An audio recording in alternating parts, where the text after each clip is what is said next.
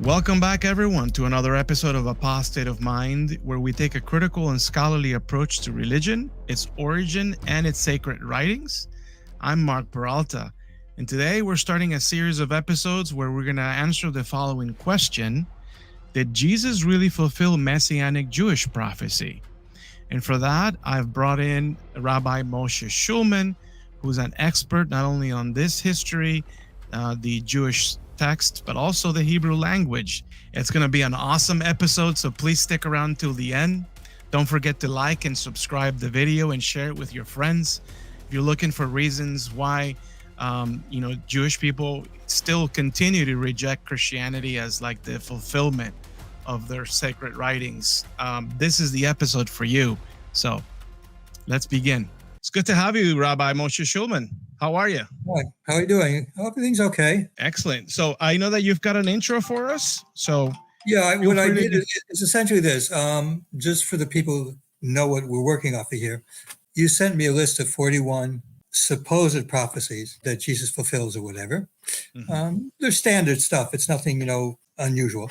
And so what I said, I would go through each and every one of them and discuss each one, which, about it. And then we can analyze, is it really a fulfilled prophecy or whatever. So what I wanted to do is, before just going, usually in these kinds of things, you shoot off a prophecy and somebody goes and attacks little points. What I want to do is I want to go into it the way a person who's being serious about it would do things. Religion is a very important thing, and it's a very serious matter for some people. So if you're going to be doing things which will be criticizing somebody, you have to have a serious approach to it, because, you're influencing people in their lives. You can actually be changing people's lives. So it's very important to understand that.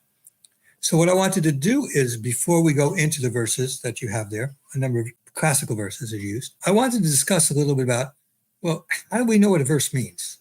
Nobody ever talks, says, the Bible says this, the Bible says, but how do you know, what are your guidelines? What are your rules? So first, what I'll say is like this. The text that I'm using mostly, I'm going to use the Hebrew. But the English that I might quote from, or I'll mostly be quoting for, is the 1917 version of the JPS. I like that a little bit better. It's got its faults and it's got its advantages. So if I see something there that's not exactly right, I'll just do something else. Now, our whole discussion here is really about what verses mean. And the question is, what do you mean, what does a verse mean? Nobody ever says, how do we do it? So among scholars, they talk about two ways of looking at verses or passages. One they refer to as exegesis, and the other is called eisegesis.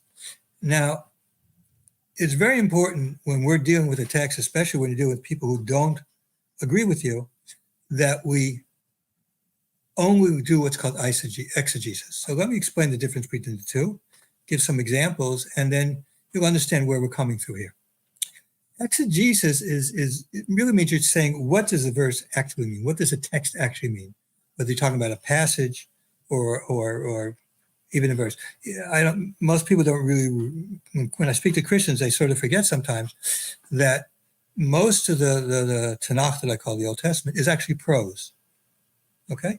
There's very few books at all, Proverbs maybe, which is, you can look at one verse at a time without having it. It doesn't have a context. Although even the Proverbs, it's like a list of, it's like a topic, but you can look at one verse. You could actually take that one verse out, and the context is helpful, but it's not 100% this. The rest of it is prose. Book of Kings, for example, is just prose. The Torah itself, the first 5 books, is prose. So the prophecies and prophets are also basically prose in that sense. So it's very important when you're looking at it. You want to deal with what's called exegesis. Exegesis means you're trying to find, what does a text mean? Now, except when you have questions about the meaning of words themselves, or it might have obscure references. Basically, when you're doing exegesis, you're basically reading what the text says. The text usually is very self-explanatory. We're going to actually see some prophecies that are universally accepted as being Messianic. There's a couple that hopefully we'll get to today, because they have to do with one of the questions on one of the supposed prophecies on the list, in which we'll actually see how Messianic prophecies are really pretty much self-explanatory, just from reading it. And that's important. That's what exegesis is usually. Usually exegesis is self-explanatory. Now, when I say self-explanatory, for example, if you know the Hebrew language and you read the Hebrew text, it's very self-explanatory. But if you're speaking English and trying to understand the Hebrew text, the words have certain nuances in Hebrew that don't have in other languages. Anybody who's multilingual pretty much is familiar with such things. Mm-hmm.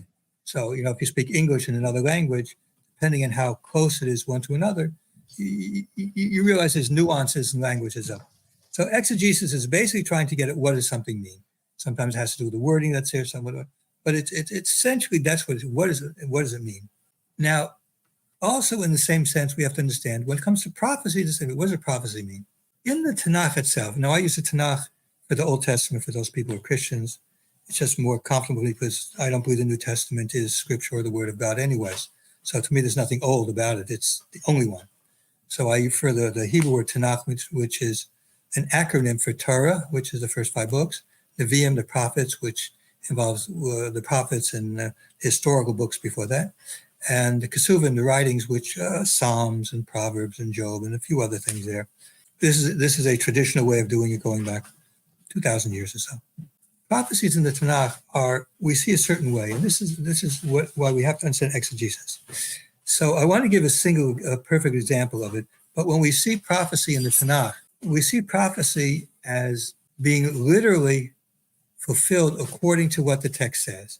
So let me give you one of my favorite examples. In the first book of Kings, chapter 13, the historical background is basically the northern kingdom split from the southern kingdom. The northern kingdom started worshiping idols, Jeroboam, what they say in English, Jeroboam, ben Nevat, made a altar in the city of Bethel, which is outside of Jerusalem, but it was in the northern kingdom. That part, Samaria was outside, and he made an altar, and he worshipped that altar. He rejected the place where God said to worship in Jerusalem. Okay, that's the background on the kingdom.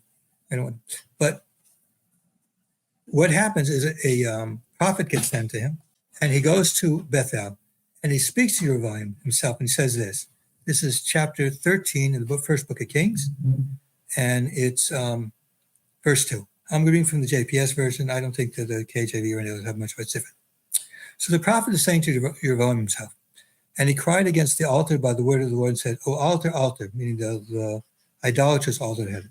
Thus saith the Lord, behold, a son shall be born unto the house of David. Josiah by name, Yeshayui is a Hebrew name, Yeshayui is his name. And upon thee shall be he sacrifice the priests of the high places that offer upon thee, and men's bones shall they burn upon thee. Now, the reason for burning the bones is that since a dead body, things that become a dead body become ritually impure, burning the bones on it is really a way of really disgracing and really teaching it back. That's what it is. So we see here a very specific prophecy of what's going to happen.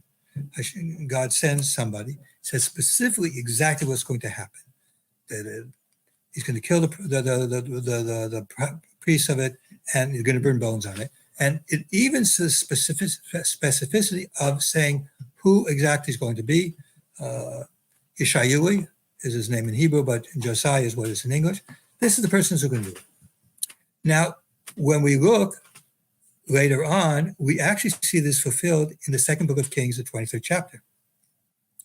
In the 15th verse, we read, moreover, the altar that was at Bethel, this is the altar we're talking about, in the high place which Jeroboam ben Nevat, who made Israel to sin, had made, talking about this place again, the prophet came in, even that altar in the high place he broke down, and he burned the high place and stamped it small to powder and burned the Asherah. Asherah is a type of worshiping of trees. Okay, and Josiah, Yeshayui, the name mentioned there, turned himself. He spied the sepulchres that were there in the mount, and he sent and he took the bones out of the sepulchres and burned them upon the altar and defiled it, according to the word of the Lord, which the man of God proclaimed, who proclaimed these things. Okay, so we see here that when there's a prophecy within the Tanakh, when we see fulfillment within the Tanakh, it's explicitly exactly what it is. Nothing's left out. Okay? So we have other things like, for example, Abraham was told his children will be in Egypt, in exile, in a foreign land, and Hashem and God will take them out. Okay, so we see that in the book of Exodus. We see the whole story of the Exodus. Exodus is actually fulfillment of a prophecy and a promise that Hashem said. Okay, same thing here. We understand that within the Tenach itself, prophecies are given that are to be fulfilled within that period of time there are explicitly fulfilled exactly as it says. Okay? I see. And that's a very important thing to understand, because that's the principle of exegesis. Okay? When a prophecy is said, we understand the exegesis. When the prophet says, this is what's going to happen, in the Tanakh, we're quite clear that we have to understand exactly. The prophet said, this is what's going to happen. This is what's going to happen. Exactly. It's very important. Okay. Now, there's another thing called eisegesis. Now, eisegesis is not necessarily false. Okay? Eisegesis means that you're using a verse, much like a vehicle, to, bring out a concept of thing that you believe to be true, or as a truism. And you're using the verse sort of as a vehicle. I'm going to give you an example in 1 minute. But it's like you hear sermons, whether rabbis giving a sermon, and they'll use a verse, and they'll use that verse to sort of explain a certain concept that's pretty well known, like you're supposed to be good to people, you're supposed to give charity. And the verse there may not even have to do with it, but it sounds like it could fit for that. Okay, mm-hmm. It's called eisegesis. I'm not saying with the verses. My favorite one to give an example of that is there's a rabbinic teaching on the verse in Isaiah 53:10. And the verse says, he will see seed and live a long time. Okay, we'll see seed and live, that's 53:10. See seed and live a long time. So it's brought by the rabbis something that's a truism. Anybody who's been sick knows. When a person's sick, we're talking usually about men, you lose all physical, that you don't have a desire to eat, you don't have a desire for sexual relations. You lose all your desires when you get sick. Or, have a fever. When you get sick, that's not. Mm-hmm.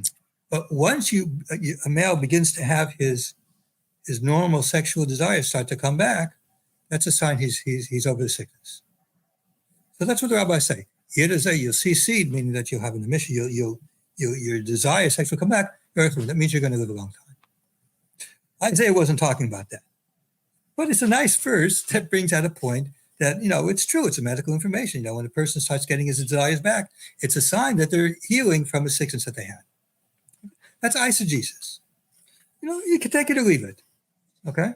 It's saying something that's true, but, Isaiah clearly did not have that in mind when he said it, and God didn't have it in mind specifically when he said it, okay? But it's a truism, okay? That's eisegesis. I'm not saying that it's not something that could be useful, but again, if it wasn't true to begin with, putting on the verse doesn't make it true. You're using the verse because you're trying to say into the verse something that's a truism. I see. It's very important. Okay. So just to kind of recap, I'm hearing you that there are two main ways of looking at a text. One would be the one where you're seeking the meaning of what the text has or is, right. And that is through exegesis. It's called exegesis, yes. Exegesis, yeah. But then there's another way of looking at scripture, not necessarily trying to get into the bottom of the meaning of the text, but some application. There's some benefit to referencing a passage, not necessarily trying to get to the meaning of it, but just sort of like using it. Using it as like a vehicle to bring out an idea and showing that, giving it a little spiritual part for the verse. But it's not what the verse is really talking about. When we do, we understand that that's extremely common in many works that you see out there in commentaries. I mean, goes back to the oldest thing that I know of is Philo's commentary. And Philo that's just all Philo is. He's not explaining, he's just, it's all eisegesis. It's interesting, but it's all eisegesis. And it's important to know when we're talking about prophecy, we're talking about what did God intend, okay? And we have to understand, did God intend what we're explaining the verse to mean or not? Are we doing eisegesis or exegesis? It's very important, okay? And when we look at these prophecies, that's always something you should keep in mind. Are they saying this because they already believe the concept and just trying to find a verse that supports it? Or is it the verse actually that's saying this and they're just believing because the verse says it? That's an important point, okay, to keep in the back of your mind. And so when we talk about it, it's important to know these differences. Now, I could go through lots of rabbinic literature. There's sometimes rabbis teaching out verses, and there's actually another place where it actually teaches the same thing, but they're using this verse instead of the actual verse, which is more explicit about. It's just a type of technique, okay?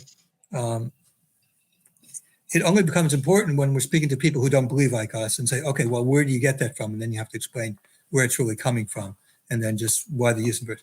But in the discussion we're having now about prophecies, when you're telling somebody that the Tenach, the Old Testament says, prophesies X, Y, Z is going to happen, then that better be based on exegesis, okay? That would be based on what it says, not you're reading it in because you already believe, for example, the New Testament, or you believe the Book of Mormon, or you believe the Quran, and then you're looking at the Old Testament to prove what you're doing, and it has nothing to do with what the text says. Okay, that's not what you want to do. You certainly don't want to live your life based on things that are not based on what the text says. If you value the text, you do not want to live on something that's not based on what the text says. Now, we find actually, typically, when it comes to the Tanakh, not to the New Testament, by the way, New Testament, they don't follow this rule. But when it comes to the Tanakh, the Old Testament, invariably, almost all the interpretations you will see are actually eisegesis. They're not exegesis on the text. So there's various types of things that you have. I mean, everybody here is familiar with the idea of reading Jesus into the text. The verse in the New Testament says that the Messiah is all over the Old Testament. So they actually try to find verses and read Jesus into it, having no concern whatsoever. What is it actually talking about? We're going to see a bunch of these. That's obviously the Messianic thing. We're going to see a bunch of those there. Okay, so that's the important thing. Is reading Jesus into a text isn't what it is. You read the text and say, oh, did Jesus do that? That's another thing. There's another type of thing that's used, and they refer to prophetic types. In the Tanakh, nobody ever heard of that. It's basically an ad hoc thing where the New Testament has something, and they're saying, well, this person's a type. Abraham is a type of this. This is a type of that. We don't see that. People are people. I believe that this comes about because of a very significant difference between the New Testament with Christians and the Tanakh with Jews. Okay? A Jew who reads the Tanakh, I think I might have said it last time, I'm a Levite. That means I trace my ancestry all the way back to the son of Jacob, Levi. Okay? My mother's father's father was a Kohen, a priest. So he traced his paternal line directly back to Moshe's brother, Aharon. Okay? When a Jew reads a text, we are reading something that we relate to directly. These are not, just things. So, for example, Abraham. Whenever I ask a Christian what do I think about Abraham, they say a man of faith, and there's all kinds of things like that. And when I think of Abraham, that's grandpa. Okay, maybe a lot of generations back, but because there's a personal thing about it. Okay, we're I once told somebody, they refer to the Jews as the people of the book, but really the Tanakh is the book of the people. The Tanakh, most of it is really about the Jewish people. From the Torah all the way through the prophets, all about the Jewish people and their relationship with God. That's what it's about. So we look at it a different way. That's why prophetic types doesn't make sense to us, because these are real people. Whereas the New Testament, there's only one person in the New Testament who we know that some people are descendants of them that are alive today. Everybody else in the New Testament, Paul, nobody knows. Paul, Peter, we don't know their descendants or anybody. We don't know of anybody. The only one who we know is Gamliel. Gamliel in the New Testament, book of Acts, he has descendants today. Interesting. One of his descendants was a rabbi in the Talmud called Rabbi Yochanan Sandler. And the famous Rabbi Rashi was the 33rd generation from him. And there's lots of people who are descended from Rashi today. Okay? Maybe not direct male line, but certainly directed to, descended. So, but the New Testament, you don't have nobody. No, you speak to a Christian on the street, they have it's just like a name in a book. I'm trying to degrade the respect that they have, but I'm trying to say that it's just not a name of a book. It's like a novel. It's not it doesn't have reality. Where when I read the story of Abraham, that's my ancestors. Right now we're reading the parts of the Torah that have to deal with, the exodus from Egypt and things that happen. When I read that, I'm reading about things that were directly with my relatives. I have a direct relationship. And so we look at it differently. So when we look at the idea of a prophetic types doesn't mean anything because these are real people. Mm-hmm. Abraham was real people. He ate, he slept, he had a wife, he had children with this wife. There was only 2 wives actually. And this is real people. Okay. And when a Jew looks at the Tanakh, it's whereas it was Christian something. So that they come up with this prophetic types because, it's like a literary type of thing. It's like foreshadowing you see in books, foreshadowing in books. Yeah. Yeah. But I think it's more of it's a kind of a Hellenistic influence on the culture, this tupas. And I wanted to ask you about, have you heard of this concept of double fulfillment? That's something that I hear. Yeah, double fulfillment is awesome. We don't know of any. There's no double fulfillments in the Tanakh. I gave you one verse because that's the best one to show because it's really as explicit as it can get. Mm-hmm. There's no double fulfillments. When God said to Abraham that your descendants are going to be in exile, and I think there's no double fulfillment to that. Nobody's waiting for it to happen. The double fulfillment of that was a problem. True. Okay, the Tanakh knows of such thing. Mm-hmm. Double fulfillment is another thing like types, which is brought in order. I consider ad hoc, but it's been used so many years. It's very hard to say ad hoc now, But it's something that was brought in because of a recognition that the text doesn't support it. So I have to change the meaning of what a prophecy is. But double prophecies aren't necessary. I think we'll bring this up again when we talk about 7:14 because I know that's where the sometimes comes up. We can talk about it there. To somebody who is a Jew who learns who learns the Bible, spends time learning as I've had done. Most Jews are involved in basically what you have to do. I mean, if you've actually read the Torah, God, as far as the Jewish people is concerned, is very important. What you do, how you act, okay, and the other things are important. I mean, most of the Tanakh is history stuff. It's not it's not telling what to do. It's history stuff. So people read it. The next issue, I think, again, another part of eisegesis, and this really, it's not necessarily eisegesis, but it's a technique that I see a lot of times for missionaries, is that they will give multiple prophecies, supposedly, and they think by putting together 5 or 6 things, that actually proves a point. While each one separately doesn't seem to do it. The first 4 that we talk about, we'll discuss that issue, okay? Because that's very relevant to understanding what's going on there. But, again, this is, we see, and we're going to see as we come on, because sometimes these prophecies, the prophecies that they're being actually touch on real prophecies that are significant. But we see these things that, that's not the way it specificity and, the of it and the exactness in fulfillment is something that's there. There's no place for that. And if things are said multiple times, which sometimes happens, it's not because you have to bring them together. It's because they're basically saying the same thing. And we're going to see this actually. There's a couple of good examples of that. So the example that I was talking about where they do multiple is we have these 4 prophecies, 5 actually, where the Messiah is supposed to be Abraham, Isaac, Jacob, Judah, and David. Okay? Now, why they leave out Isaiah 11 with Jesse, I don't know.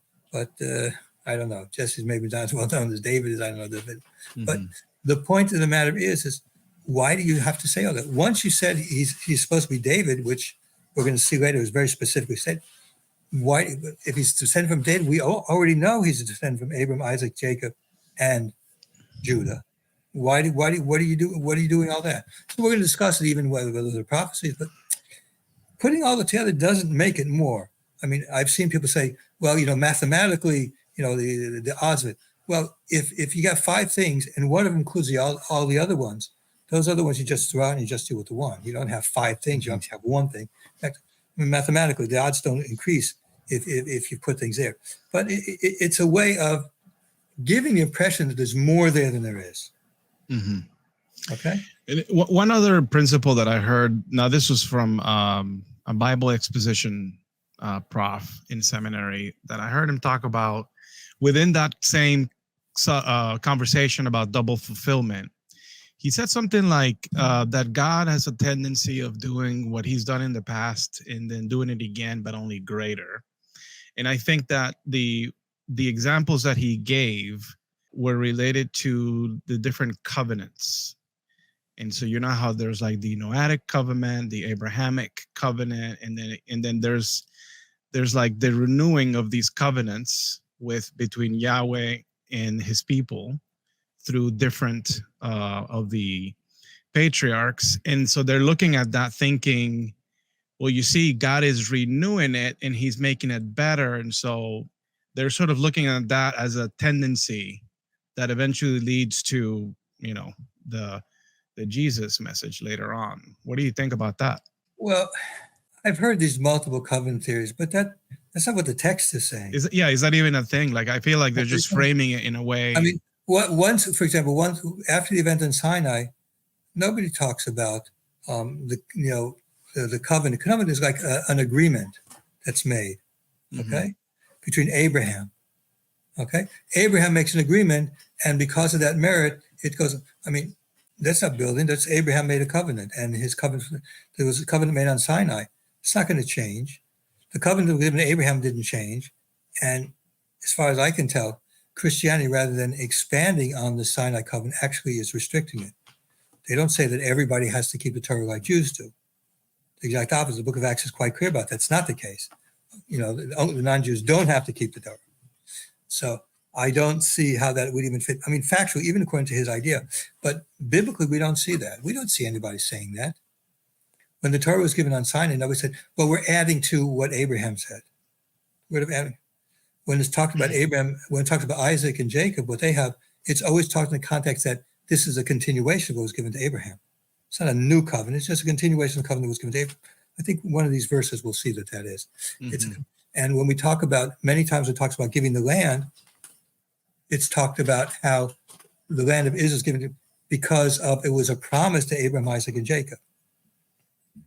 Okay, that was a promise made to them because they followed after God.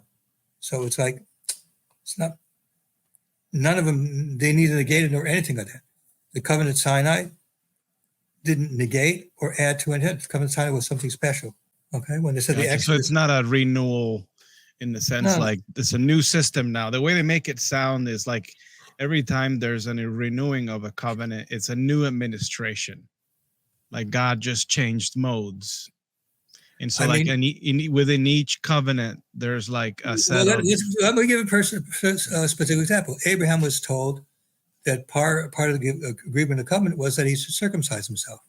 That was not negated. We know that, in fact, in the Torah itself, it talks about circumcising on the 8th day. So it's not considered, it doesn't say I'm adding to it or whatever. It's just wasn't taken away. That was part of the thing that for the ancestors, for the descendants of Abraham, they were supposed to do that. Okay. So again, whenever you hear something like that, you have to say, is this person saying it because he's trying to justify his belief, or is he saying it because anybody reading the text would think that that's the case? Nobody reading the text, going from Genesis to Exodus, where the Torah is given, would ever think that. Never. Right. I mean, you have to read that into it because it's not set there. Yeah, and all the thousands of years of commentators, Jewish commentators, I never saw that anywhere. That even ideas. It just seems like, you're trying to justify why you believe something by changing what's really going on. Right. So let's talk a little specifically now about general rules of texts and prophecy in general. Try and go and do this. So the first thing, the last thing, and the middle thing is what's called context. Okay. Every verse has a context, okay, except for maybe Proverbs, which is things, and even there sometimes there is actually context. But essentially, every verse has a context, whether it's part of the Psalms, it always has a context in which is involved. And context can be very complex. It could be this historical context. Psalms, for example, you can't understand Psalms unless you know the history of David in the book of Samuel. If you don't know David's life in the book of Samuel, you have no idea about a lot of the things that's said in the book of Psalms, because it's very personal, very autobiographical. Okay? But context, it's context, context, context. Once you get away from the context, you're not going to understand it. So when you read a text, a verse, you read it in context. You read from the beginning, maybe a paragraph before, maybe the chapter before, how it works, where it fits in, where this verse fits in. Okay, then you notice. So, for example, 7:14, which we'll get to, it's going to be a very long discussion. It says a young woman. KJV says a virgin. Doesn't really, in the understanding the text, it wouldn't really make a difference that virgin or not. But whatever the woman was there, okay, she would conceive and give a son.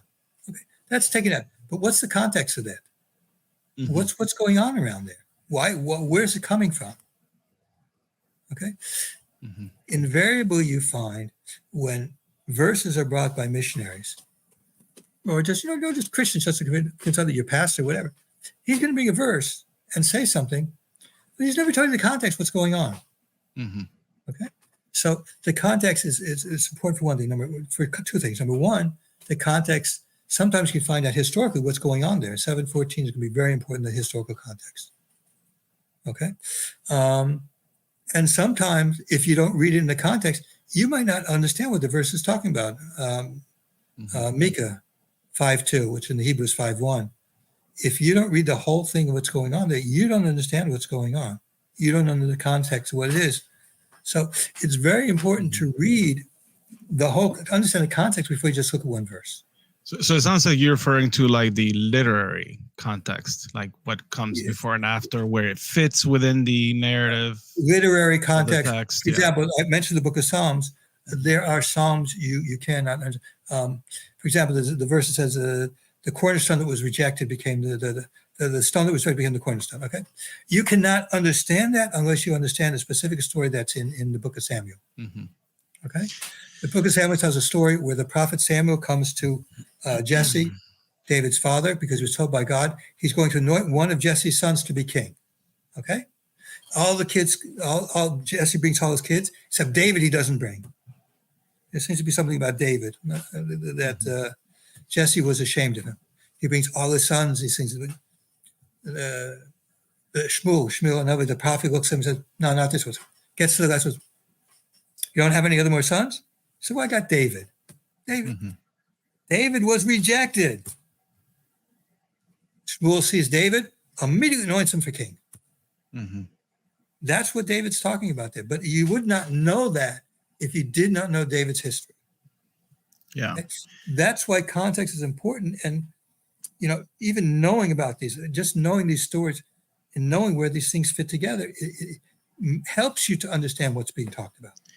And I'm glad you defined that well for us, Rabbi, because one of the things that I do hear a lot from perhaps not so well-trained apologists, because they'll talk about, oh, yeah, but you're not. Actually, what I get a lot often is they claim that I'm not considering the context. But then when I ask them, like, what do you mean by that? What context are you referring to? Right. Almost always what they have in mind is more of a theological context. Right. Their context this isn't that it. This isn't that. Their context is the New Testament teaches something. Therefore, the Tenach has to be the same thing. But, I mean, that may work for somebody who's a Christian, but if you're Jewish or somebody who actually, that's not the way it works. Tell me where this says here that it fits with yourself. Not that you say that and you're trying to impose it onto us. Mm-hmm. So remember, that's eisegesis, okay? We want to always try and exegete. And even when I speak to Christians, when I deal with the New Testament, which I don't like to do very much because it's not scripture anyways, but, with Christians, I have to deal with it sometimes. I always have read as many sources, I know Christian sources, to understand what is the context, what are they saying it really means in their own context, not looking at it from the outside, but trying to understand the context. So I don't usually attack as many things in the New Testament as others do, because I understand, I understand sort of the context. So, okay, fine. Because to me, the New Testament is it's just like any other historical novel, maybe. No, it's not. Mm-hmm. So, but I understand when I do it that I want to do with them the same thing that I expect them to do with me. I want you to be respectful and understand the context of the Tanakh in itself, not try and impose something. So I'm not going to impose anything on the New Testament. Try and understand things. That, again, is what I try and do. Okay, so that's the first of the context. Now we talk about prophecy. When we read something, somebody says it's a prophecy. How do you know it's a prophecy? You say it's a prophecy? What do you mean it's a prophecy? When you've read the context, you know what a prophecy, but really, what is a prophecy? Well, we saw one before, which is a paradigm for what we're talking about.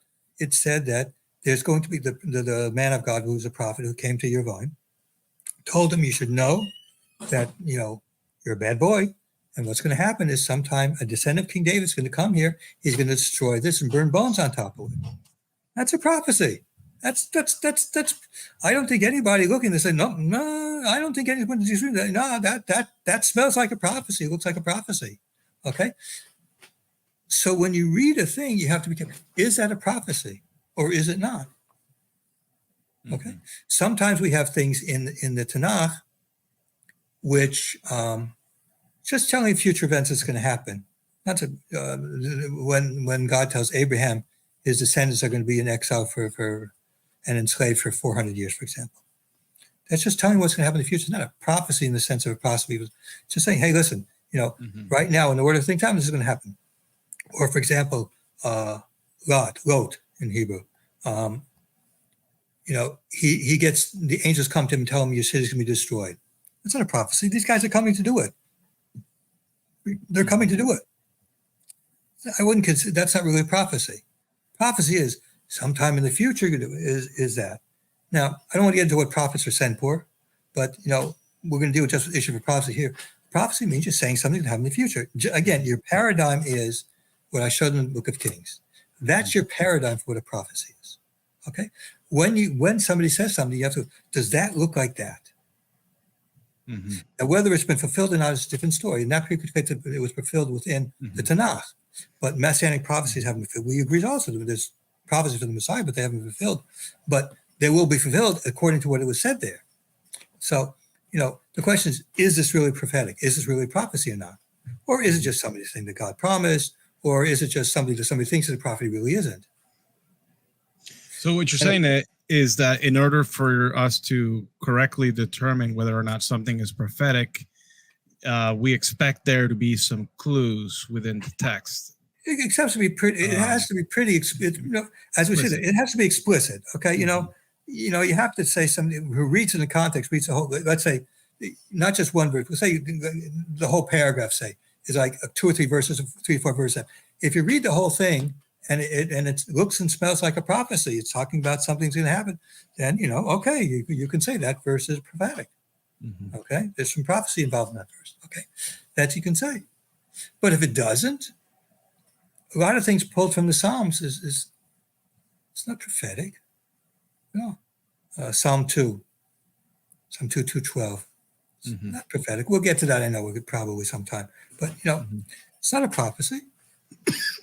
It may apply to the Messiah, it may not apply to the Messiah, but it's not prophetic. Okay? Yeah. Okay, so then when it's a prophecy, is it a Messianic prophecy? Meaning, is it something that only the Messiah could fulfill? Okay. So, for example, we're going to talk about the Messiah to be descended from King David. There's a whole bunch of people running around descended from King David. Okay. They're not all the Messiah. Okay. There's a specific person, the Messiah. This brings out really a point that we should talk about. There's a fundamental difference between the Tenach and the New Testament as far as the Messiah is concerned. In the Tenach, the emphasis of a period of time, we're going to see that, a period of time when certain happens, and a descendant of David who's going to be prince in that time. In the New Testament, there's a Messiah, and when it is, I don't know, it's going to be second coming, it's going to come, whatever. The time means nothing. The Tanakh is, we're going to see some prophecies. I mean, hopefully, I'm going on a little bit longer than I thought it would be on this part of it. But we'll see some real prophecies and say, hey, we're talking about a period of time and this guy who lives in it. If you want, I'm not going to go into it right now. Isaiah 11 is a perfect example. Okay? Everybody agrees it's Messianic, but it's talking about a certain period of time. And this guy who's in that certain, who's a certain type of person in that period of time. Okay? That's what the Tanakh is. Okay, when a Jew is Messianic prophet, it's a period of time, and the guy who's living it, who's the prince in that time, is who the Messiah is. Now, what about the absence or the presence of the term itself, the Mashiach? That's totally irrelevant. That's irrelevant. Totally irrelevant. So what you're saying is that there could be something that is... In fact, Mark, in the Tenach, the word Messiah is never used for the Messiah. Not once. In Daniel, there's an argument about that. And if we talk about Daniel, we can get about why that's wrong. But essentially, Messiah is never used. The first time we know historically when Messiah is used for Messiah as we mean, okay, is basically in the mid-late Second Temple period time. Okay. Okay, before that, there were other things, the son of David, there's all kinds of, Isaiah, it talks about a shoot from Jesse. There's all kinds of names used of it, but the actual name Messiah isn't really used, because Messiah just means somebody who's anointed. And there were a lot of people. High priest was anointed, kings were anointed, prophets were anointed. Messiah just means somebody who's anointed. Okay, and it's not necessarily about one guy, right? It could be multiple people. Well, when the real Messianic age comes, and there will be Messiah, the temple will be built. So there will be a priest who's anointed priest. It's going to be high priest, and there's going to be the anointed king, who will call them Messiah. Over time, the word Messiah alone, without anything to it, basically meant the one who's going to be the king. But for example, the Dead Sea Scrolls, it's well known that they had multiple Messiahs. They had three. Right. Okay. They had a priest, a teacher of righteousness, a preacher, a priest, a prophet, and the king. Okay, it's explicit that we know that. And we know that there's rabbinic sources which talk about multiple people becoming Messiah also. But historically, Messiah, we refer really to the guy who's going to be the king. We don't. That's maybe an issue I could take up, some other time if you want to. But basically, our convention now is like, for example, we call people rabbis. Okay, rabbi is a term which has a historical context. In Sephardic lands, in Africa, they didn't call what we call rabbis. They called them chacham, wise man. Okay, it's just a title. It's just what we call people who do a certain function. Messiah is somebody who does a certain function. Okay, that's what it is. I mean, the biblical text uses names for different things that we use later on, but it's the concept is what's important. So again, that's Messiah is essentially, for what we use Messiah for now, isn't really in the Tanakh. Okay, so let me continue on with this. So we have to be clear, is this verse what we call talking about the Messiah? Doesn't use the name Messiah, but it talks about it. And we have some very clear ones. I mean, you mentioned in Jeremiah 23 and Jeremiah 33, we're going to come to those. Those are clearly Messianic. Nobody disagrees about that. Isaiah 11, nobody disagrees about that. Although, in not a single one do they use the word Messiah. But everybody knows about it, who it is. Because the Messiah is a term that we use for a person living in that period of time who becomes the king. That's the name that we call him. Store. Okay. The next thing is that let's say that this text is actually Messianic, and it actually mentions the Messiah. The question is, did Jesus actually do it? Right. Did he fulfill what it said in there? Now that's a yes or no question. Okay. Did he actually do it? And if he didn't do it, then he didn't do it. Saying that he's going to come later on a second time to do it just means to say, okay, he failed. That's just, I don't know of any prophecy in the Tanakh itself where we see it fulfilled that they had a first chance that they didn't do it, and the second chance they got it right. Right. I don't see anywhere it works like that. That's like, you strike out and you say, I'm going to hit a home run the next time. And you're bragging about how big a home run hitter you are because you're going to do it the next time. You didn't do it. Either you did it or you didn't do it. That's all there is to it. And prophecy, again, your paradigm for prophecy is in the 1 Kings where it says what's going to happen. And when it gets done completely. Okay? There's no things, it didn't do that. It's going to be done later. No, it gets done. Okay? All this stuff that it could be happening a second time, it's like you said, dual fulfillment. All this stuff is because you realize something didn't work out. it didn't work out the way it's supposed to. There's a whole bunch of things that didn't happen, so it has to come a second time. Okay. So again, that's what we refer to in English as a cop-out.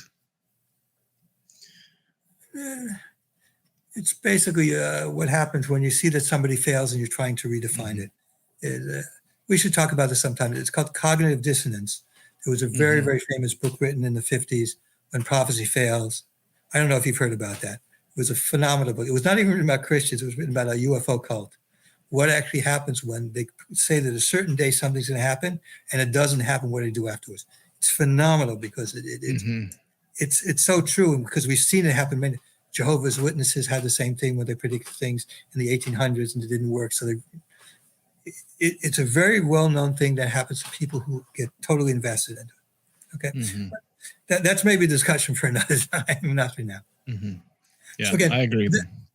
So again, that's what I'm trying to talk about here. Okay, first, we have to, when we start approaching these, and we're going to approach the first one now that you have there. When we approach these, we have to approach these with an understanding of when we're looking at a text, we have to the context, is it a prophecy, is it not a prophecy? We have to go, and also another thing, and again, and I try to do this with the New Testament also with the times when I do it, you have to have respect for the text and respect for the religious beliefs. Am I really being serious about it? Am I looking at it really that way? Or am I just, I don't really care. I'm just trying to push it in and make it, make it. And to me, that's very important. Okay. It changes sometimes how you're going to react to things, but it doesn't change as far as I'm concerned, any of the results. The New Testament doesn't become scripture because, I'm looking at it respectfully or looking at it. It's not scripture because it's just not scripture, And then we can discuss that sometime also. That might be an interesting discussion another time. Yeah. Why I don't believe it's scripture. So is it prophetic? If it's prophetic, then is it a messianic prophecy? Right. And if it is, did Jesus in this case actually did do it, fulfill it? Or are we waiting for him to come back and do it? If we're waiting for him to come back and do it, it's like he just never came. Right. Okay. And again, all of this comes back from when you look at it with the approach of exegesis, understand the context, understand exactly what it's trying to say. Okay. And again, as far as I'm concerned, whether you're Christian or Jewish, if you don't do that, you're showing a certain degree, or if you're an atheist, for example, if you don't do it that way, you're not showing respect for the text and the people who believe in it. You're just not showing respect. You want to be respectful, okay? And if in the end you disagree, you still want to be, people will listen to you if you show that you're respectful. Okay, if you don't, then people won't listen to you. Okay, that's my whole introduction. It took a little bit longer than I thought it would be. So we'll try and do some of the things, and we could always come back a second time. I mean, that's... And a very important introduction of that. So I thank you.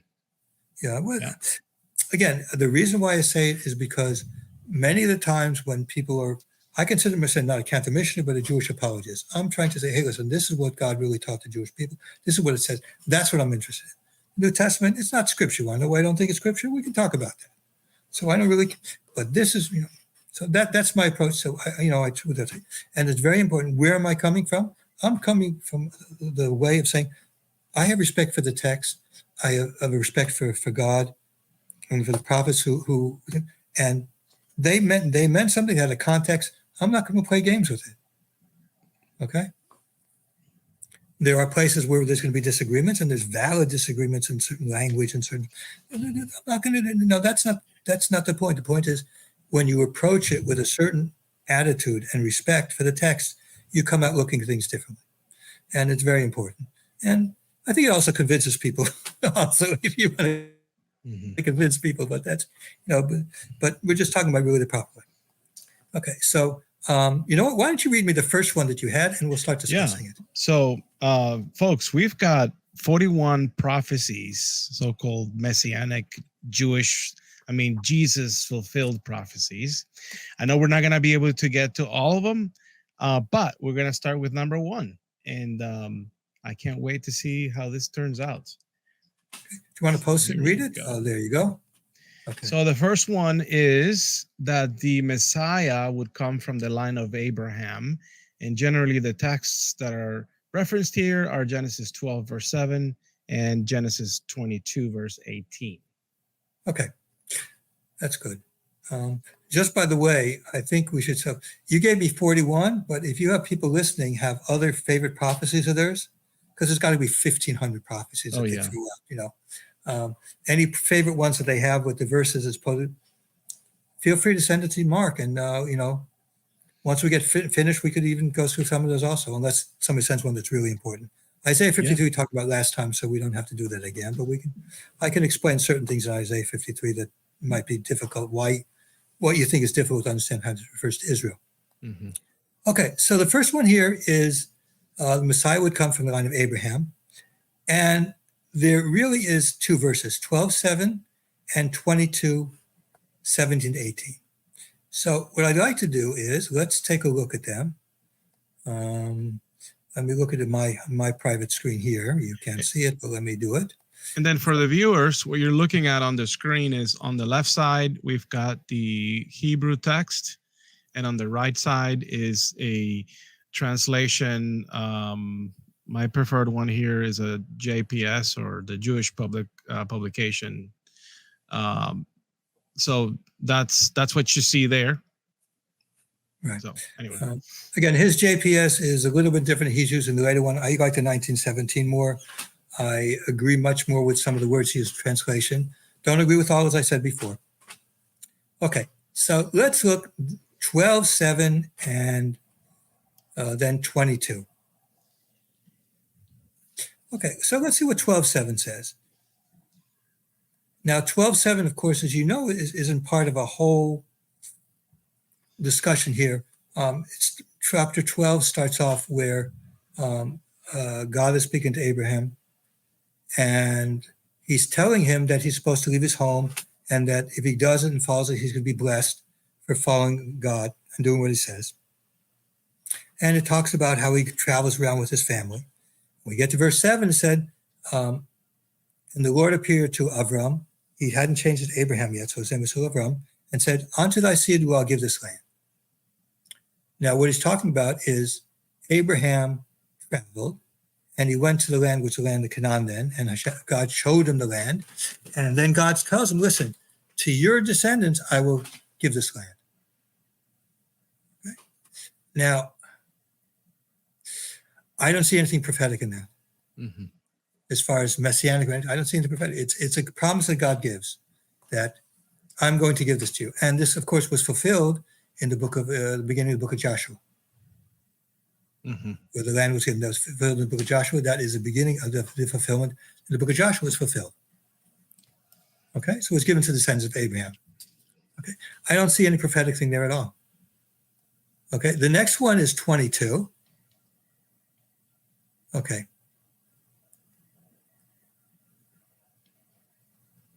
Now, in there we have Abraham.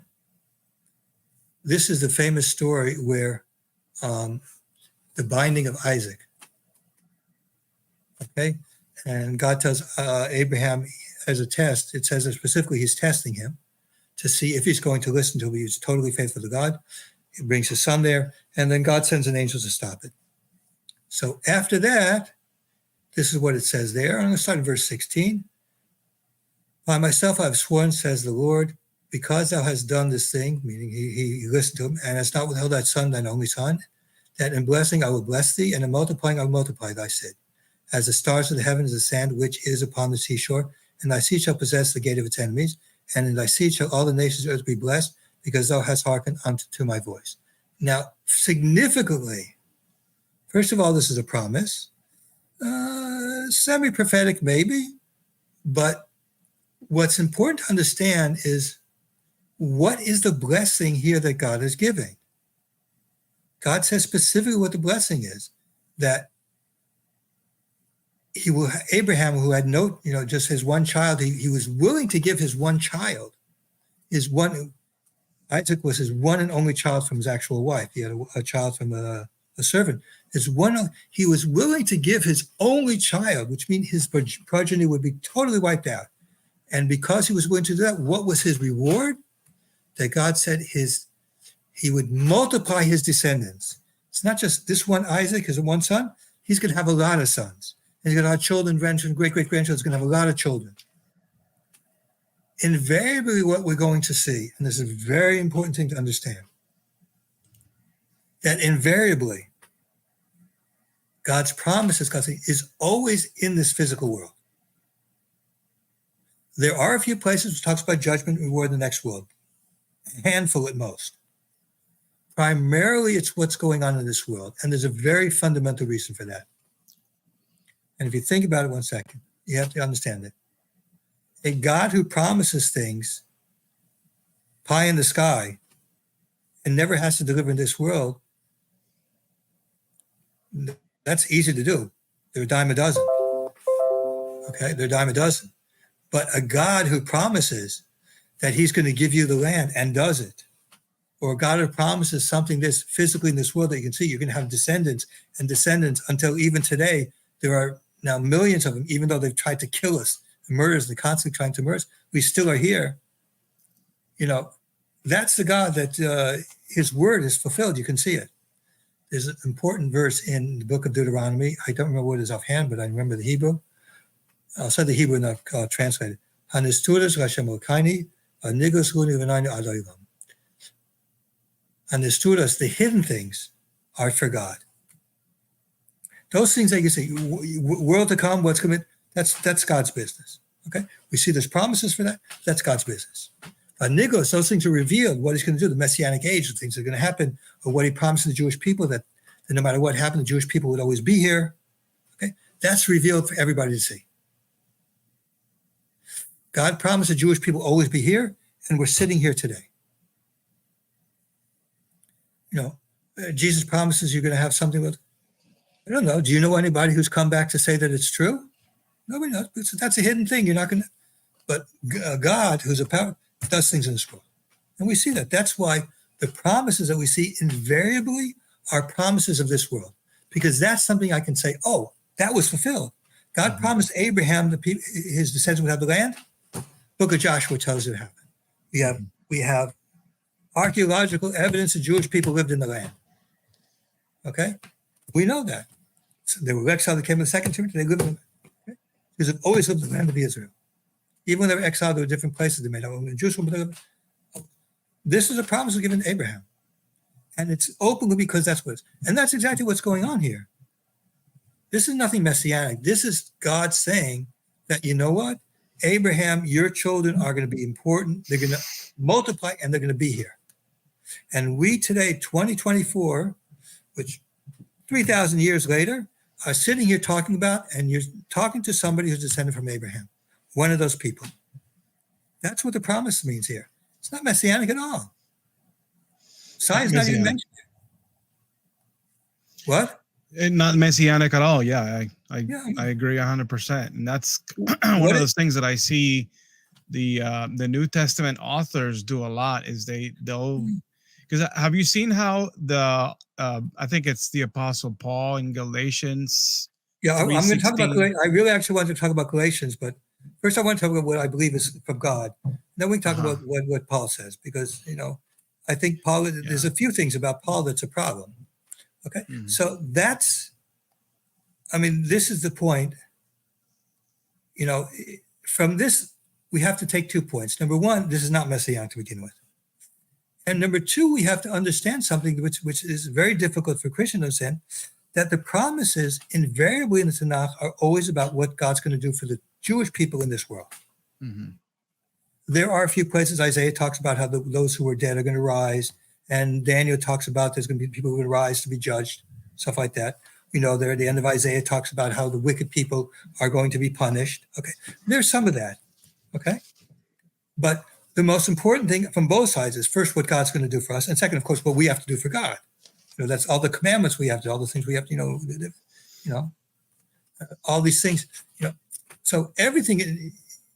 These things are all openly. Nothing's hidden. Nothing you have to, you know, you don't have to have faith. You know, you can trust in God that he's going to do it, you know, which we find from Abraham says that he trusted in God and he considered righteous. And what he trusted in God because God had promised him something, and he trusted God that he's going to fulfill his promise. That's a different story. But the promises are physical promises that are going to happen. Tell us about the word that's often translated there as offspring. I'm not sure Yeah. if I'm pronouncing it Yeah. right. Is it Yeah. Zerah? Zera. Zerah? Yeah, let's go to Galatians now, because I did want to talk about that. Galatians 3:16. Let's read it. Now to Abraham and his seed were promises made. True, the promises made that the land would be given to his seed, and there would be a bunch of them. Mm-hmm. Okay, it says, multiply his seed. He doesn't say to the seeds, plural, as of many, but as one, and to thy seed, which is Christ. Well, first of all, can Jesus be said? Well, can Jesus be said to? Before we talk about there itself and that, but let's just let Jesus himself. Can Jesus be said to have fulfilled what God was saying to Abraham? That he was willing to give his only son, so he's going to reward him. That not just one son, he's going to have a multitude coming from him.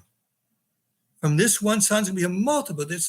Right now, there's like 15, 20 million Jews, all coming back from Isaac. Mm-hmm. Here's that one son, all of them. And we can talk about Jewish history, how the slaughters and this and all kinds of stuff that happened. It's a miracle that there's any Jews, but they are. That's God's promise to Abraham. There will be his descendants. So does Jesus have that? No, and in that context, Isaac is spared. He's not spared. He was sacrificed. Yeah. Well, so he doesn't didn't really have fit children. that. Yeah. They tried to compare with the. Remember the binding. It says in the beginning. It says it starts it off in the beginning of verse 22, chapter 22. It says that God was testing Abraham. It was a test to see whether he would follow what God wanted him to do, no matter how hard it was. Okay? And reward, of course, is that. So the first thing we have there is, Jesus did not fulfill it. Okay? The promise was given to Abraham that his descendants would have the land and all that kinds of. Jesus had nothing to do with any of those kinds of promises were given to Abraham. No. That he would take, that the land would be given to his seed and he would have a lot of it. This has nothing to do with Jesus at all whatsoever. But even more, let's look at the Zerah. Okay? What does Zerah mean? The best example, I think, is let's look at Isaiah 53:10. Okay, 53:10. All right. Okay, in 53:10, it says that he shall see his seed.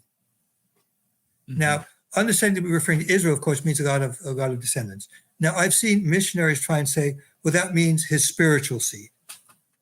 But they're not talking about one person. They're talking about a lot of them. Mm-hmm. Even if you want to use the interpretation, which is wrong, it's referring to spiritual seed or whatever kind of phony baloney, which we don't see in the Tenach at all. Even if you want to say such a thing, it's not talking about one, it's talking about multiple. I don't remember a single instance in the Tanakh. There may be one where Zerah is actually used in the singular, meaning one. Yeah, and I think even till this day, like there are some words that might be in the singular, but we use them as plural. Yeah, it's very common. Hebrew is not English. Okay, so like in English, there's words like sheep. Okay, sheep is one, and sheep is multiple. Okay, that's pretty well known. Okay, so each language is different. Okay, it's very important. When you're trying to do exegesis, it's very important you understand the language you're working with.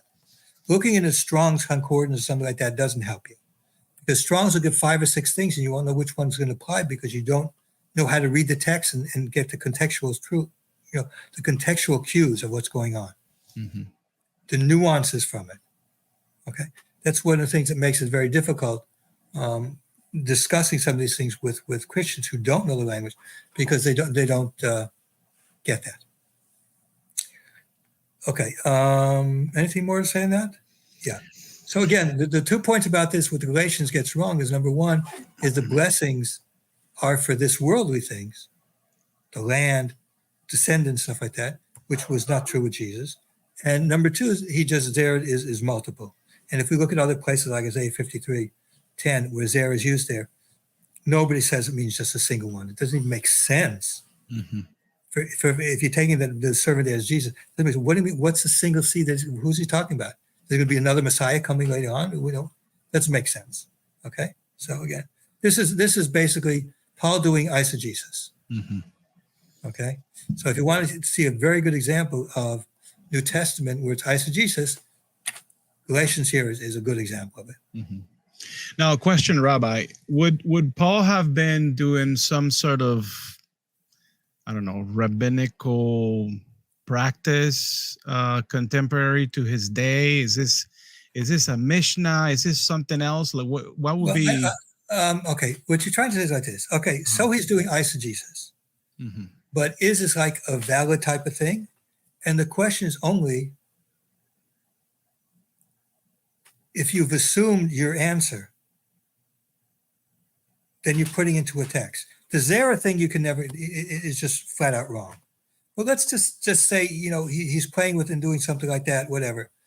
Then the question is, well, your verse is still not teaching what you're saying. Right. Where do you get the principle that Abraham's blessing is for the Messiah? You don't have any proof for it. Mm-hmm.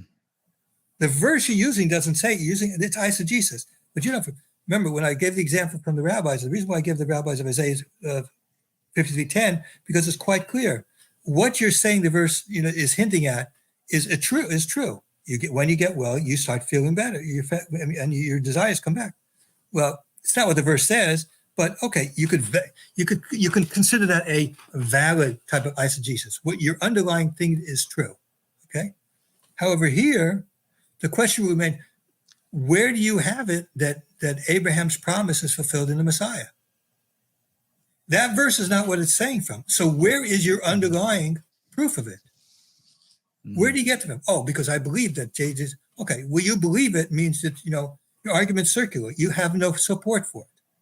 Okay, that's what the problem is here. Mm-hmm. Okay, it's not that he's using a format that the rabbis do. The rabbis do it also, but when they're teaching, they have a true statement that they have support from, and then they use the verses for it. So the question comes again: you're trying to prove that Jesus is the fulfillment. Well, where do you have proof of that? Mm-hmm. Show me your proof of that, and then I'll say, okay.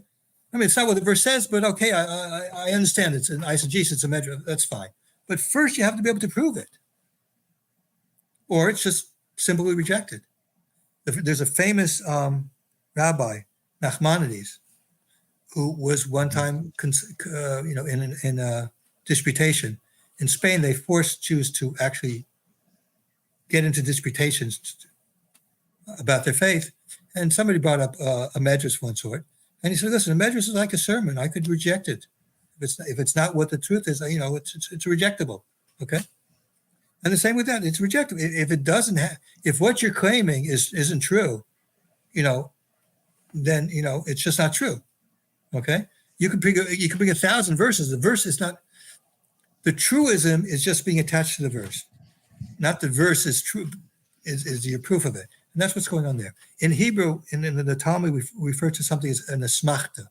Asmachta means like a leaning. You lean on it. Mm-hmm. Okay? You have a true statement, but you're just leaning on this verse as saying, the Torah hints at it also. You can find a hint of this in the Torah. Okay? It's a technique. There's certain theological things behind it. But again, underlining it is that what you're using the verse for has to be talking about something that's true. If it's not true, then it's just eisegesis. You're making it up, and right. that's the problem with Galatians 3. Mm-hmm. Where is your proof that Abraham's promise is fulfilled in Messiah? Where does that come about? Where do you find that? Okay, I have no. And not to mention that if that had been the original intent, right, that then the context that follows, namely the conquest and the apportioning of the land and the tribes and all that stuff, wouldn't make much sense, because then wasn't that all meant for the Messiah anyway? Why are we wasting our time with tribes and right? Yeah. Well, let's say there happened to be a different verse that said Abraham's promise will be fulfilled in the Messianic times. Okay, there is no such verse, but let's say that. Then you might have some kind of a source for that. It's not the Messiah, it's a Messianic time, so it would still be incorrect, but at least you're getting close to something. You can say that it's a half-truth. Okay, but the problem is the underlying thing is you can't prove that. And that's really the point that I'm trying to make, is there's a difference between eisegesis. I mean, I'm not opposed of people doing things with verses. I mean, I've done, had said biblical interpretations of verses, which isn't what the verse is talking about, but using the verse to bring out a moral lesson that we all know is true. Mm-hmm. Okay, or something else that the rabbis teach. We do, there's whole books of these kinds of things. Rabbinic commentaries which follow this kind of thing. The reason why they're valid is because what we're attaching to the verse is true. The verse didn't mean it, but what we're attaching. And the problem with Galatians 3 is that it's just not there. It's just not there. Okay, there's nowhere that tells us that the Messiah is fulfilling the promise to Abraham. Mm-hmm. Okay, we know what Abraham was promised. He had a bunch of kids, and that he would be given the land of Israel. That was never, that has nothing to do with the Messiah. That all that stuff was, you could say even when the Exodus from Egypt, there were, 600,000 men, probably 3 million people, and they went to the land. That's certainly a clear fulfillment of that.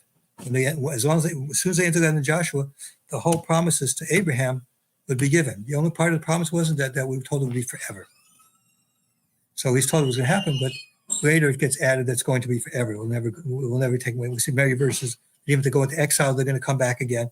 Hashem says no, even though it's fulfilled here, it's an eternal promise. We're going to find other verses tell you that it's eternal. But again, there's just no place which supports what the truth of what Galatians is trying to say. There's no support for it. It's Paul's view. Paul says that this is what it is, and he's using it. Well, Paul is just Paul. Right. His view is as good as mine or yours. Okay. And to me, for him to use the whole argument of the plural versus singular kind of thing just goes to show you that he doesn't really have any evidence. It sounds like a red herring almost. It's just absolutely. Yeah. Absolutely. Okay, let's go to number 2. Yeah, let's go to the next one. So the next one reads... Mark, I was really hoping to get much more, but it looks like we'll have to... Sounds good. I mean... You'll have to have me back more often. We want to do this justice, and, we are... I don't mind taking our time and everything, so... Yeah. All right, second reads, the Messiah would be a descendant of Isaac. And generally referencing Genesis 17, verse 19, and Jacob, and also a descendant of Jacob based on Numbers 24:17. Okay, let's look into that one. Okay, this is actually 2. It should really have been split up into 2, but we'll take it as one. Let's look at 17. Let's look at the beginning. Okay, he pulls out 17:19, which is fine, but let's look at the beginning. Starts in chapter 17. Abram is his name before that. He's 90 years old. And God appears to him. And God says what? Verse 2. And I will make my covenant between me and thee and will multiply thee exceedingly. Multiply him. What does it mean multiply? He's not going to clone him. Right. It doesn't mean that God's going to clone Abraham. Multiply mean he's going to have a lot of children. Mm-hmm. We saw that before, by the way. Mm-hmm. Invariably, always again, he's going to have a lot of children. Okay? A little bit of a problem for our friend Paul, but whatever. Mm-hmm. Okay? Well, Abraham falls in his place. And in verse 4, God continues what is. Abraham falls in his face, and God says, I am going to make my covenant with you. And you shall be a father of a multitude of nations. Okay? Mm-hmm. Now, what does that mean? Abraham is a father of the Arab nations, and a number of other nations are descended from him. There were many nations descended from Abraham. Okay? So God's promising here that he's going to be a father of many nations. He's going to be multiplied, have a lot of kids, and be a father of many nations. Okay? And then he said he's talking about Abram, he could be Avraham, because Avraham means, father of many nations. So it says, let's go to 7. And I will establish my covenant between me and thee, and thy seed after thee. Thy seed is referring to the multitude that's going to happen after throughout their generations for an everlasting covenant, to be a God unto thee and to thy seed for after thee. So God is making a covenant that he'll have descendants, and God will always associate himself with those descendants. And I will give unto thee and to thy seed after thee the land of thy sojournings, all of the land Canaan, for an everlasting possession. So what is the promises being given here? Okay. Mm-hmm. The promises again. He's going to have many, many children. He's to be given the promise of the land. I don't see Messiah coming in here anywhere at all. Mm-hmm. Okay. Now, yeah. In fact, the interesting thing is this is the blessing. This is a blessing which is really to Abraham. Okay. There is a blessing to Isaac. There was a famine in chapter 26. Let me give you again, as I've said before, context is always very important. Okay. So that's why I always try and explain to what's going on before we start. Okay. Mm-hmm. Chapter 26, there's a famine in the land of Canaan where Isaac was. And so Isaac wanted to go down to Egypt. God tells him not to. So he goes down to the land of the Philistines. Okay. And there he goes down, so not to go into Egypt. Okay. So he's told not to go down there. Now, when you're going into exile, looks like things aren't good. So verse 3 was said, sojourn in this land, and I will be with thee, and I will bless thee, for unto thee and unto thy seed I will give all these lands, and I will establish the oath which I swore unto Abraham thy father. Okay, so the promise is passed down to Isaac. The promise is, and what and for, and I will multiply thy seed as the stars of heaven. Okay, so we see he's going to have a lot of seed, a lot of kids, and will give unto thy seed all these lands. And by the seed shall all the nations bless themselves. People will bless themselves from that. They'll see, look how God has treated these people. There's such a blessing. Because that Abraham hearkened unto my voice and kept my charges, my commandments, my statutes, and my laws. Again, what do we see here? What do we see here? Very simple. The blessing has now been passed on to Isaac, but it's the same blessing. You're going to have multiple children. Okay? Mm-hmm. This really just kills Galatians. Okay? He's renewing that the covenant is going to be continued with Isaac. He's the one who's getting it. All the other children of Abraham are now locked out. It's Isaac who's going to get it, and he's going to have multiple children, a lot of them, and they're going to get the land. Again, a physical thing. Okay? And the other thing too is flesh this one out for us. We read this that word often, the everlasting. It's an everlasting covenant. What do you think that meant? Okay, that means non-revocable. Non-revocable. We're going to actually come up to this in with Jeremiah and Ezekiel. We're going to come up to that. Okay, when we see those. Some real legitimate, real Messianic prophets, we're going to see it again where God talks again how his promise, Ezekiel it is, how his promise is non-revocable. I know that bothers a lot of Christians, but God is quite clear about it. It's a non-revocable agreement. Okay, so that's Isaac. And again, Isaac again has a promise. It's nothing to do with the Messiah at all. Okay, now we know the promise is handed down to Jacob also in other places, but let's just deal with the Numbers verse because the Numbers verse is very important. Numbers verse here is a little bit different from what we've been dealing with before because the Numbers verse has a little bit to say for itself. Okay. And so I wanted to discuss that a little bit more. Mm-hmm. Okay. Now, Numbers 24, let's give a little bit of a introduction to what's going on. What's going on here is in this section, we have Bilam, who was a prophet, and there was a king of Moab, and was Balak. And he wanted that Bilam should curse the Jewish people. There's a whole story of cursing, whatever would happen to them. There's a few chapters. So finally, after all of this, we get to Numbers 24. And what happens is that God's been telling him things all along, okay? But then Bilam decides to stay on his own. So we have here in chapter 24, I'm going to read from verse 17, okay? There's a little bit more than that. But I will read from verse 17, and then we can get to 19. It says 70, I see him, but not now. I behold him, but not nigh. Meaning that he's looking to the future and he sees something that's going to happen, but he doesn't see it near.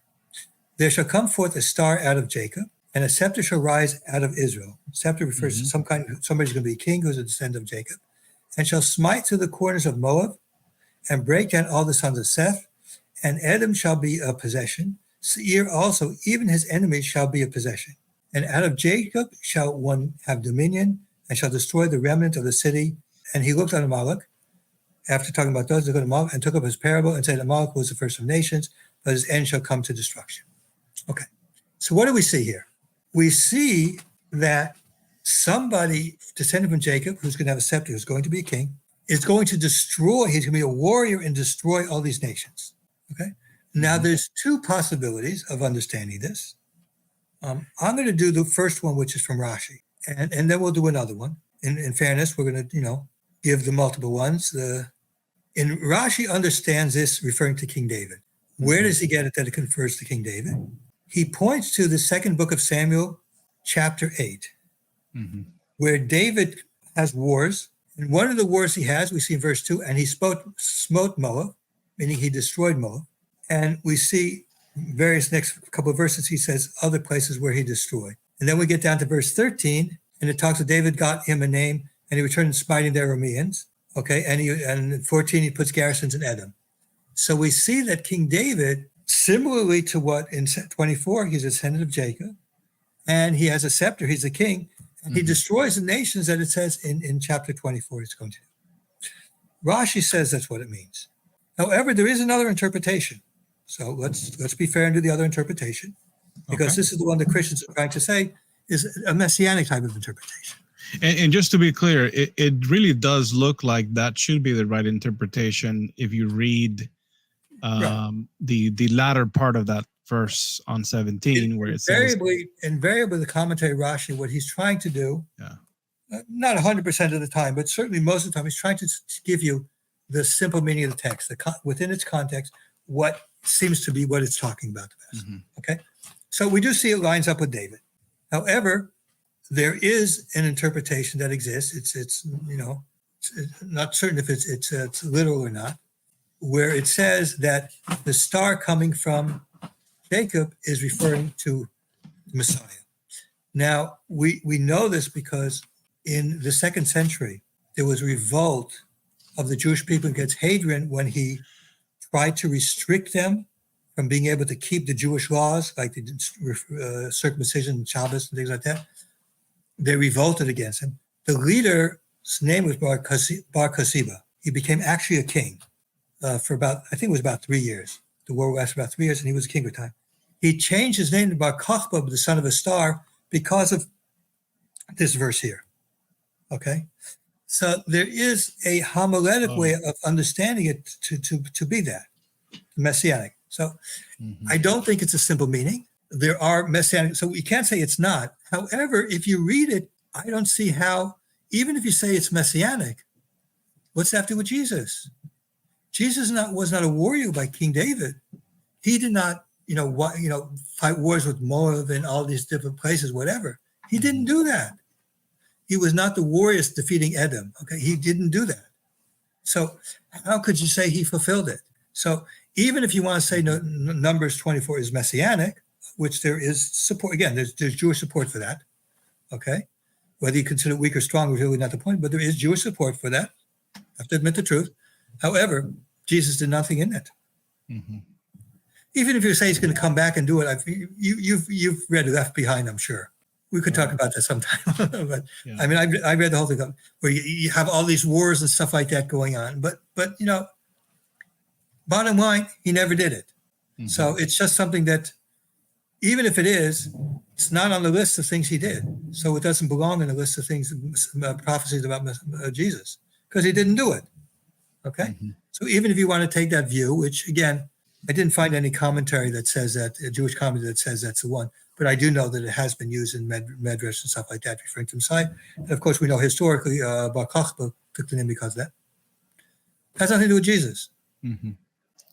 All right. Shall we move on to the next one? Let's do number 3. Okay.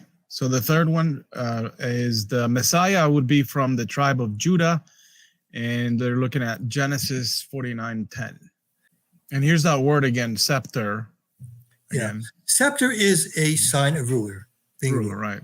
Okay. Mm-hmm. There's no question about it. Again, now the context of this is before Jacob dies, and this is something that is customarily people try and do it. He brought all his children in front of him, and he blessed each and every one of them. He gave him, a different kind of blessing that he felt was appropriate for each and every one of them. Okay? So in this case, we're dealing with 49:10 is dealing with the blessing that was for Judah. Uh-huh. Okay?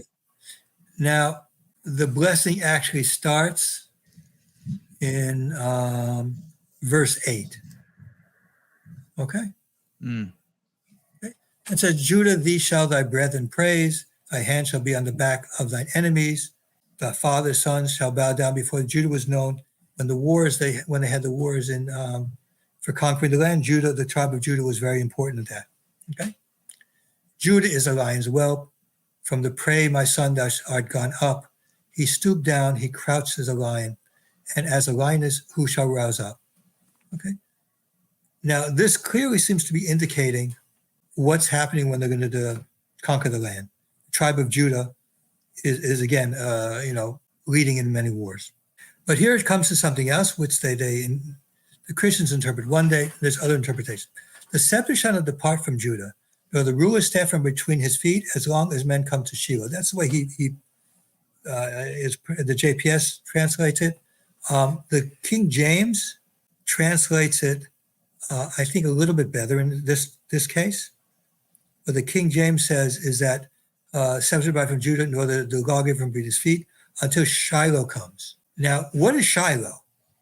Is of course the question. And unto him shall the obedience of the people be.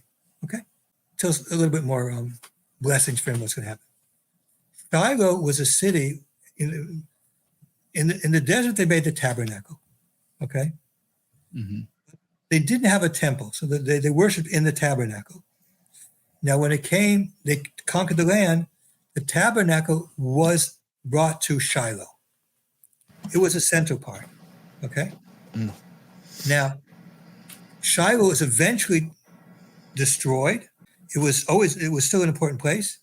And after destruction, the kingship eventually ended from Saul, who was a tribe of Benjamin, and came to the tribe of Judah.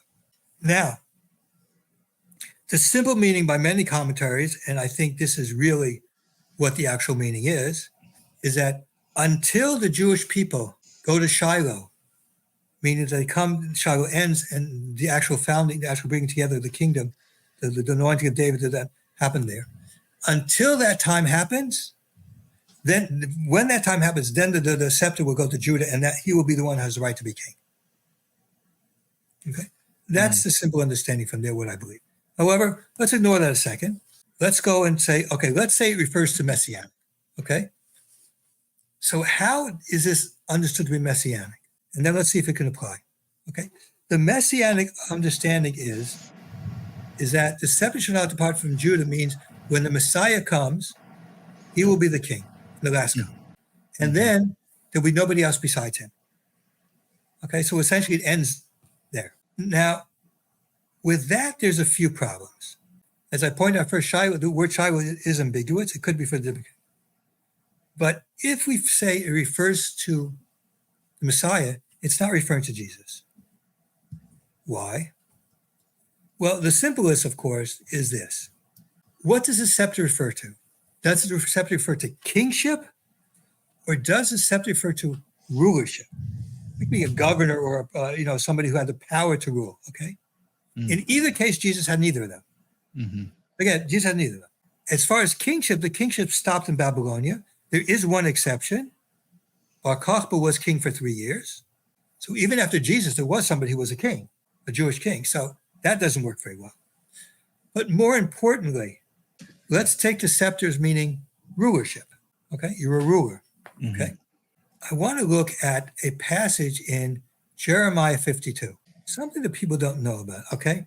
Now, As we know, the Jewish people went into exile in Babylonia. Jeremiah talks about it. Okay, we see at the end of the Book of Kings, we see at the Book of Chronicles, and Jeremiah talks about it also, how the Jewish people went into exile. They went to Babylonia. When they went there, the kings that existed were deposed. No more kings. Okay? And from then on, the Davidic kingship basically died. Mm.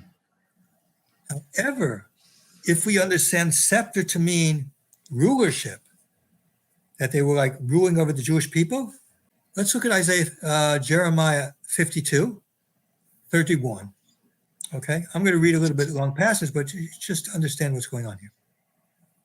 And it came to pass in the 730th year of the captivity of Joachim, king of Judah, in the 12th month, 5 and 20th day of the month, that Evil Marduk, king of Babylonia, in the first year of his reign, lifted up the head of Joachim, king of Judah, and brought him forth out of prison. Now, he was exiled, blinded, and thrown into prison. However, what happened was, the king of Babylonia took him out of prison, okay, and raised him up. 32. And he spoke kindly to him and set his throne above the throne of the kings that were with him in Babylonia. Meaning that in Babylonia, there were kings, but there were captive kings under the king of Babylonia. Mm-hmm. Okay? And these people were still, in a sense, kings, rulers. Okay? 33. And he changed his prison garment and did eat bread before him and continued all the days of his life. And for his allowance, there was a continual allowance given him of the king of Babylonia every day, portion until the end of his death, all of his days. So we see that while the ruling family wasn't wiped out, when the Persians took over, this position became permanent. Okay? There was, from that time on, among the Jews who lived in Babylonia, what they called the head of the exile. He was a descendant of King David through this line, this person's, Joachim's children, grandchildren, okay, he wasn't a real king, but he was like a sub-king. Persians, they may have actually called him king, but that's not what we called. We didn't refer him to a king. We called the head of the exile, okay? He ruled in the exile under the Persians. He had authority there.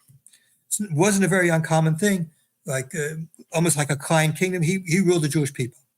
Now, the problem for the Jesus interpretation is that post existed until the 11th century. It existed under Persians. When the Arabs came in, it existed under the Arabs. It finally ended when the Seljuk Turks conquered the area from the Arabs. Then it ended in the 11th century. The 11th century actually saw a very big turnover socially among the Jewish people at that time. It was a very big time, but the 11th century, that's when it changed. So the problem here is, if you refer the scepter to kingship, either it ended in Babylonia, or possibly it actually existed after Jesus under Bar Kokhba, if you want to consider that, or if you consider just rulership, actual rulership, continuing from the Davidic line of rulership, that continued into the 11th century when the Seljuk Turks ended it. In no case is this anything to do with the Messiah or Mashiach or anything, Messiah or Jesus or anything like that. Nothing. It's just historically inaccurate. Mm-hmm. Okay. Now, of course, we do know that the Messiah is going to come from Judah, but that's not from here. Mm-hmm. Okay. So again, this is not Messianic. So they're connecting dots that shouldn't be connected, is what it looks like. They're connecting dots. No, they're only connecting the dots that they want to see. That they want to see. A whole bunch of dots going on beyond that they're not looking at. Right. Okay. They're ignoring what it is because, again, they're trying to make it say what they want it to, and it doesn't say that. Yeah, nor did Jesus function in any way, shape, or form as a ruler or a king or anything. He wasn't a ruler, he wasn't a king, and they claim it'll happen in the future. Well, it happened I'm going to win the lottery in the next lottery in 3 months, okay? I'm going to win the lottery then. So you should lend me a lot of money because I'm going to be able to pay you back when I win the lottery. Nobody in the world would ever do that. That's not the way it works. Hashem promises are literally done, and that's the way it is. Okay. Well, there you have it, folks. So that's where we're going to go ahead and hit the brakes on this one. And even though it was only 3, I think we did cover a lot of great and useful information. So this is great. Okay, thank you very much. I enjoyed it. It's a lot of fun to do these things. I try to put out information that's not there in a way that's not there. Mm-hmm. I think it's important. People have different approaches, whatever, but I don't want it to be simple. I want it to be people who are going to think. Because when you think about it, you realize what the truth is and what's not. All righty. Well, thank you, Rabbi. Next time, we should pick up on the Messiah would be from the line of David. Then the Messiah would be born in Bethlehem. That's one we hear a lot, especially during the Christmas holiday for Christians. And then the Messiah would be born of a virgin, which gets into Isaiah. So a lot of good stuff to come, folks. Okay. Good night, everybody. All right. Good night, Rabbi. And then I do want to encourage you folks to check out the info on YouTube, where you're going to find links. I'm going to post links there for Rabbi Schulman so that you can check out his work and follow him and everything. And so thank you, folks. Until next time, this has been Apostate of Mind.